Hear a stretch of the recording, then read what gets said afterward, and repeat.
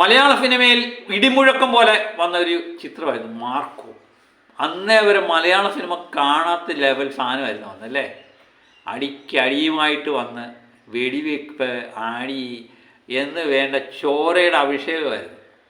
Violence കുത്തി നിറച്ച് വന്ന ചിത്രം കേരളത്തിൽ പോലെ തന്നെ അന്യഭാഷകളിലെല്ലാം വമ്പൻ ഹിറ്റായ ചിത്രമാണ്. അതിലൂടെ ഉണ്ണിമൂന്തൻ എന്ന് പറയുന്ന ഒരു യുവനടൻ്റെ സൂപ്പർ താര പദവിയിലേക്കുള്ള കുതിച്ചുകയറ്റം കൂടിയായിരുന്നു. ഹനീഫ് അദേനി സംവിധാനം ചെയ്ത് മുഹമ്മദ് ഷെരീഫ് നിർമ്മിച്ച ചിത്രമായിരുന്നു മാർക്കോ. അതിനുശേഷം മാർക്കോയുടെ രണ്ടാം ഭാഗം വരുന്നു എന്ന് കേട്ടപ്പം നമ്മൾ വളരെ പ്രതീക്ഷയോടെ കാത്തിരുന്നതാണ്.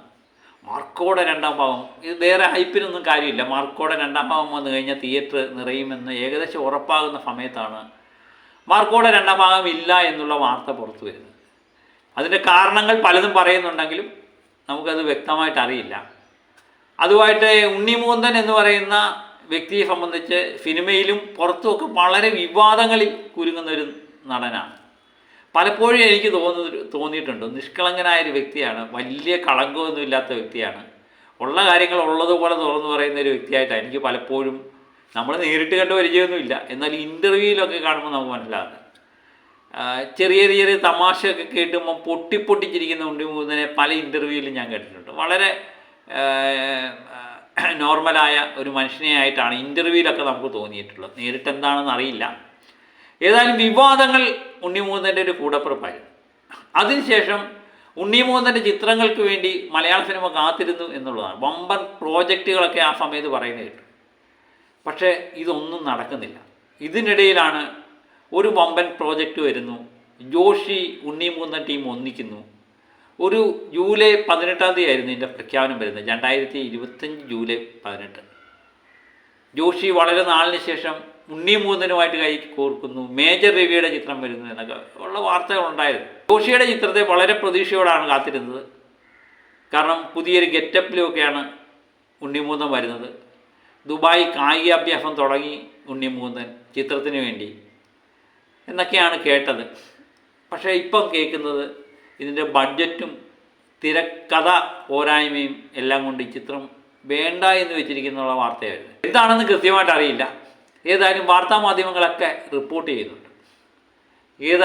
ഉണ്ണിമൂന്തനെ സംബന്ധിച്ച് ഏറ്റവും വലിയൊരു ചിത്രമായിരുന്നു ജോഷിയുടെ വരാനിരിക്കുന്ന ചിത്രം. അതും ഇല്ല എന്നറിയുമ്പോൾ വളരെയധികം വിഷമമുണ്ട്. മാർക്കോയ്ക്ക് ശേഷം വളരെ ഹൈപ്പിൽ നിന്ന ഒരു വ്യക്തിയാണ് ഈ ഉണ്ണിമൂന്തൻ എന്ന് പറയുന്നത്. മാളികപ്പുറം അദ്ദേഹത്തിൻ്റെ മികച്ച ചിത്രമായിരുന്നു, മേപ്പടിയാൻ, അങ്ങനെ നിരവധി അദ്ദേഹത്തിൻ്റെ ചിത്രങ്ങളുണ്ടായിരുന്നു. അതിനുശേഷമാണ് മാർക്കോ വന്നത്. മാർക്കോ ആളാകെ മാറ്റിക്കളഞ്ഞു എന്നുള്ളതാണ്.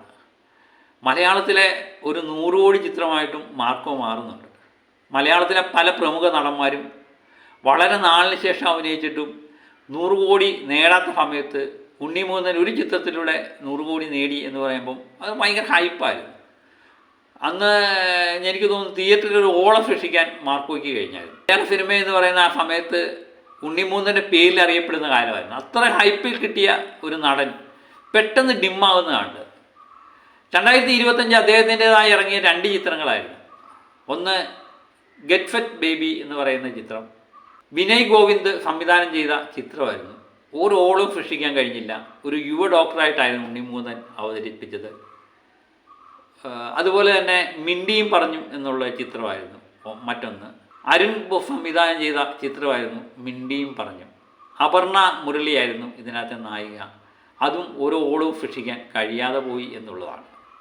അങ്ങനെ ഈ 2 ചിത്രങ്ങൾ, ഒന്ന് ഒരു പ്രണയകഥ പറഞ്ഞു, മറ്റൊന്ന് ഒരു കുടുംബകഥ പറഞ്ഞു. ഈ 2 ചിത്രങ്ങളും സാമാന്യം മികച്ച ചിത്രങ്ങൾ തന്നെയായിരുന്നു. പക്ഷേ ഈ